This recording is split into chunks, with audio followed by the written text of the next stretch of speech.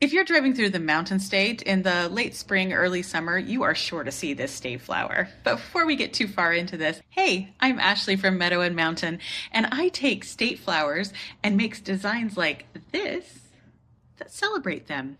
And today we're talking about West Virginia and the Big Rhododendron. In 1893, that World's Fair, we talk about that World's Fair a lot. But in 1893, the World's Fair invited everyone, every state, to have a flower that represented them.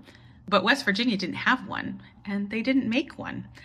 It wasn't until 1903 that the governor finally decided that they needed to decide on a state flower for their beautiful state.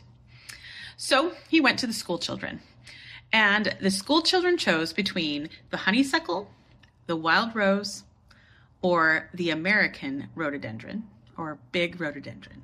There's a couple of different names for it. And by about 15,000 votes, the rhododendron won. And why? Because it is everywhere in the state. The children totally knew what they were talking about when they said rhododendrons.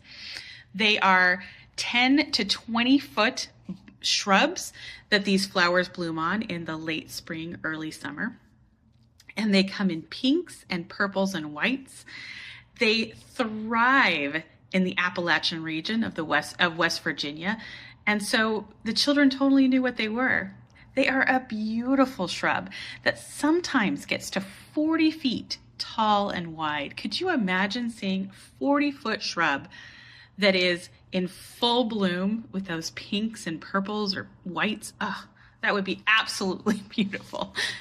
The botanical name for this specific rhododendron is Rhododendron maximum, and you can totally understand why with how big it gets. It is native to the West Virginia region and the East Coast region of the country, and it is just something to be seen. One thing that I found really interesting, because I love words and I love how words go together. Rhododendron actually means rose tree. Rhodo is Greek for rose and dendron is Greek for tree. So that's how it got its name. I love telling you these stories about the state flowers. Stay tuned for next week's when we look into Arizona. See you then.